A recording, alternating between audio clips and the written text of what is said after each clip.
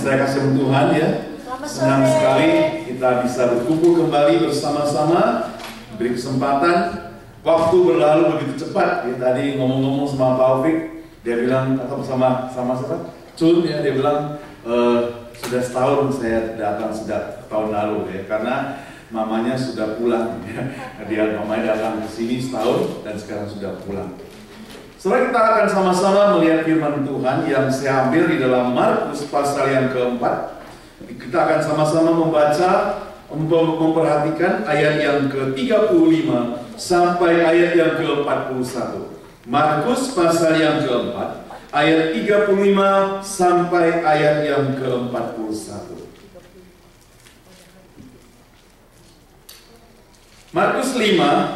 Markus 4 ayat 35 sampai ayat 41. Kalau saudara sudah menemukan, demikian firman Tuhan. Angin ribut diredakan. Pada hari itu, waktu hari sudah petang, Yesus berkata kepada mereka, "Marilah kita bertolak ke seberang." Mereka meninggalkan orang banyak itu, lalu bertolak dan membawa Yesus beserta dengan mereka ke dalam perahu di mana Yesus telah duduk, dan perahu lain juga menyertai dia. Lalu menangguhlah taufan yang dahsyat, ombak yang menyembur masuk ke dalam perahu sehingga perahu mulai penuh dengan air. Pada waktu itu Yesus sedang tidur di buritan di sebuah tilam. Maka murid-muridnya membangunkan dia dan berkata kepadanya, "Guru, engkau tidak peduli kalau kita binasa." Ia berbangun mengharik angin itu dan berkata kepada danau itu, "Diam, tenanglah." Lalu angin itu pun reda dan danau itu menjadi teduh kembali. Lalu ia berkata kepada mereka, "Mengapa kamu begitu takut? Mengapa kamu tidak percaya?" Mereka menjadi sangat takut dan berkata kepada yang lain, "Siapakah gerangan orang ini sehingga angin dan danau pun taat kepadanya?" Demikian pembacaan firman Tuhan. Berbahagia kita yang membaca firman Tuhan, merenungkannya, dan juga mempraktekannya dalam kehidupan kita sehari-hari. Saudara, saya memberikan tema pada sore hari ini, yaitu Allah masih peduli. Minggu lalu kita mendengar banyak berita yang tidak enak di kampung halaman kita bersama. Kita mendengar ada banjir bandang di Papua yang banyak korban yang terjadi di sana. Kita tiba-tiba juga mendengar ada terjadi gempa, ya, baik di Mentawai ataupun tsunami katanya, baik di Sumbar ataupun Bengkulu, kemudian ada juga gunung meletus di Yogyakarta, Gunung Merapi, kemudian juga ada banjir katanya di kota Jakarta yang walaupun pemerintah di sana tidak mengakui, dikatakan tidak banjir di kota Jakarta, hanya tergenang air. Saudara yang saya kasihi Tuhan, apakah Allah masih peduli? Ya. Pada waktu itu, kalau saudara yang main internet, ada yang di Facebook misalnya, ya, kemudian orang mulai mengatakan, "Mari doakan Indonesia." Teman-teman yang main BlackBerry, dia juga ganti logonya menjadi doakan Indonesia. Wah, semua orang merasa langsung berfokus kepada Indonesia, doakan Indonesia. Pertanyaannya, apakah Allah masih peduli? Saudara yang saya kasihi Tuhan, saya pribadi yakin bahwa Allah itu hadir di mana saja. Ketika kita undang dia hadir, walaupun kita tidak mengundang dia hadir, saya katakan dia tetap hadir dalam kehidupan kita, dalam lingkungan dia ada di sini, dia ada di mana-mana, saudara. Saudara yang saya kasihi Tuhan, firman Tuhan yang kita baca di sini katakan pada hari itu, waktu hari sudah petang, di mana sudah sore hari, Yesus berkata kepada murid-muridnya, "Mari kita bertolak ke seberang." Mereka meninggalkan orang banyak itu, bertolak dan membawa Yesus dengan mereka dalam perahu di mana Yesus telah duduk dan perahu-perahu lain juga menyertai dia. Sesudah pelayanan, sebagai manusia Yesus sudah merasa capek lah, lelah. Dia ingin mengambil waktu sejenak, ibaratnya dia ingin bervakansi, ya, vacation seperti saudara ya. Sudah capek kerja selama setahun, mau ambil waktu liburan. Ada yang pulang ke Indonesia, ada yang pergi ke Las Vegas bawa anak-anak ke Disneyland, ada yang ke Los Angeles dan sebagainya dan sebagainya. Pokoknya berjalan-jalan, menikmati, ya, istirahat sebentar, istirahat sejenak. Kenapa? Karena sudah capek, sudah lelah. Lalu mengamuklah, dikatakan taufan yang sangat dahsyat. Pada waktu itu, Yesus yang sudah capek itu, dia tidur di buritan di sebuah tilam. Jadi ada taufan yang marah, dikatakan mengamuk dahsyat, dan ombak menyembur masuk ke dalam perahu. Sudah jelas mereka merasa ketakutan. Sudah jelas mereka merasa gentar karena bahaya mengancam, karena akan terjadi malapetaka dan sebagainya. Dan pada saat itu mereka berkata, pada waktu itu Yesus sedang tidur di buritan di sebuah tilam, maka murid-muridnya membangunkan dia dan berkata, "Guru, engkau tidak peduli kalau kita binasa." Wah, dia katakan kepada gurunya, "Engkau tidak peduli kepada kami kalau kita mau binasa." Mungkin mereka masih ngomong santai-santai tidur, ya, nyenyak. Oh, saudara, saya membayangkan, tatkala terjadi ombak besar, Yesus tidur dengan nyenyak di sana. Ya, luar biasa lah. Ini mungkin sudah capek juga bisa terjadi. Kemungkinan juga dia merasa begitu tenang karena dia adalah Tuhan, bukan? Nah, saudara yang saya katakan Tuhan, di sini kita lihat bahwasanya murid-murid tatkala merasa kepepet, merasa jalan buntu, sekarang cari Tuhan. Bagaimana dengan kita, saudara yang saya katakan Tuhan? Seringkali dalam kehidupan kita, waktu jalan lancar, aman, waktu gampang-gampang kita lalui, seakan-akan kita tidak perlu campur tangan daripada Tuhan. Tapi pada waktu kesulitan terjadi, yang gak enak-enak itu semua serahkan pada Tuhan. Sakit penyakit, serahkan pada Tuhan. Ya. Waktu kerja di layoff, datang pada Tuhan.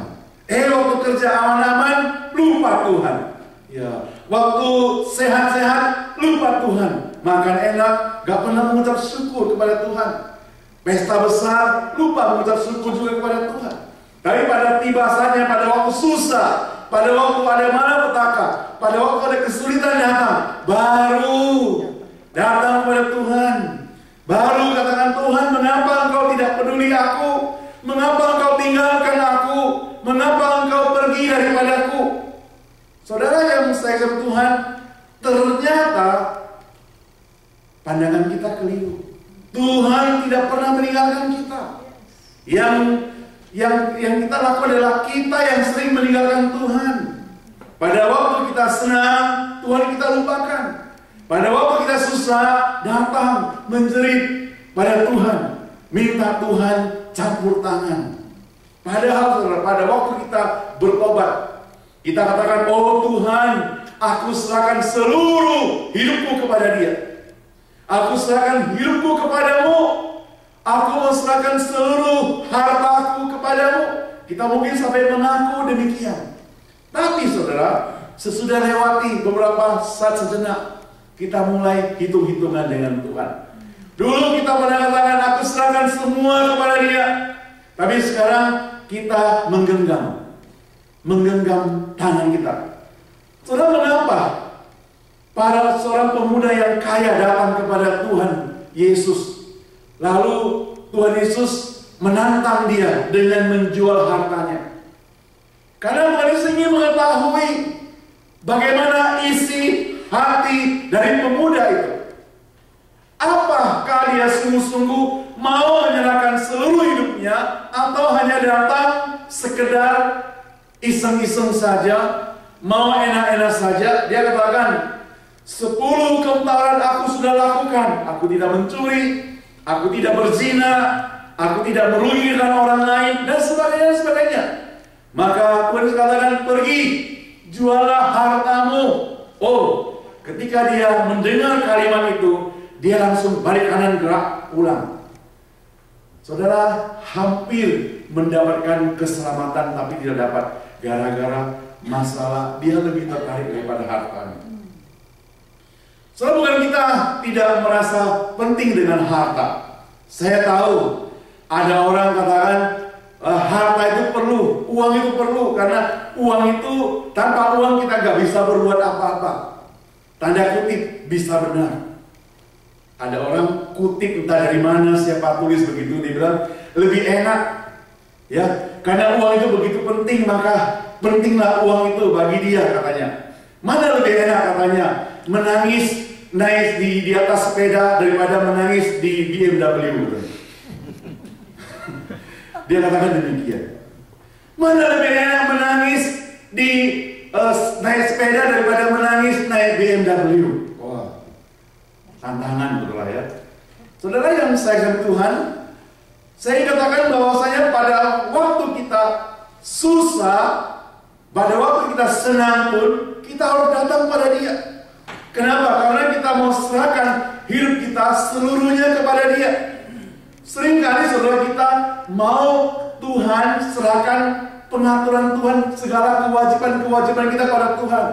Sama seperti seorang manajer, seorang pimpinan di perusahaan, seorang bos yang kasih kewajiban, kamu wajib begini, datang tepat waktunya, kamu wajib kerja berapa jam, kamu wajib melaporkan, kamu wajib begini, kamu wajib begitu, wajib, tapi tidak ada hak.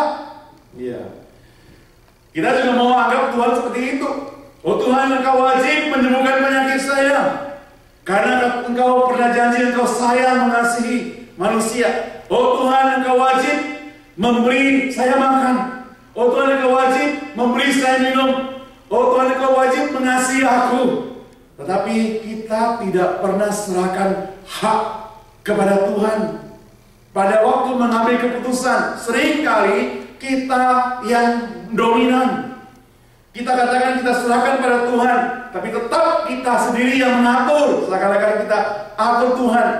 Tuhan itu dianggap sebagai jomos. Tuhan itu sebagai penjaga rumah. Kita pergi vakansi pulang Indonesia 1 bulan misalnya. Tuhan, tolong jaga rumahku supaya aman-aman. Tuhan itu disuruh jaga rumahnya, gitu ya. Lalu waktu balik, rumah kemasukan pencuri. Oh Tuhan, kenapa Engkau tidak jaga rumahku? Kenapa Engkau tutup mata? Kenapa Engkau tidak peduli terhadap aku dan sebagainya? Tuhan disalahkan lagi, dikambing hitamkan. Jadi Tuhan itu dianggap sebagai penjaga rumah. Tuhan itu hanya dianggap sebagai dokter saja. Waktu kita sakit, kita kata, oh Tuhan, sembuhkan penyakitku. Kalau tidak, kenapa Tuhan Engkau tidak sembuhkan? Katanya Engkau Tuhan, tapi tidak sembuhkan penyakitku. Waktu kita tidak punya uang, waktu kita kesulitan ekonomi, Tuhan dianggap sebagai bank yang bisa mengirim uang. Oh Tuhan, berikan aku berkat dan sebagainya dan sebagainya. Saudara, kita hanya anggap Tuhan itu hanya sekedar dokter, sekedar bank, sekedar penjaga rumah kita dan sebagainya dan sebagainya. Kita tidak pernah menganggap Dia lebih daripada itu. Dia adalah Tuhan yang mengetahui segala persoalan hidup kita, dan termasuk Dia menguasai seluruh hidup kita. Saudara, kalau kita hanya menyerahkan pada Tuhan separuh-separuh, itu sama seperti seorang anak kecil yang melihat permen ada di dalam toples, dia langsung masukkan tangannya ke dalam toples itu, menggenggam sebanyak-banyaknya, lalu mau ditarik, gak bisa keluar. Sangkut sama toplesnya, ikut toplesnya juga naik. Satu-satunya supaya dia bisa lepaskan tangannya, dia harus membuka tangannya itu. Dia harus rela lepaskan permennya itu supaya tangannya bisa keluar. Dengan kita juga demikian. Satu-satunya kalau kita mau Tuhan kuasai seluruh hidup kita, maka kita harus rela buka tangan kita. Kita katakan, oh Tuhan, aku tidak mampu, aku tidak sanggup, aku mau serahkan semuanya kepadamu. Saudara yang saya kasihi Tuhan,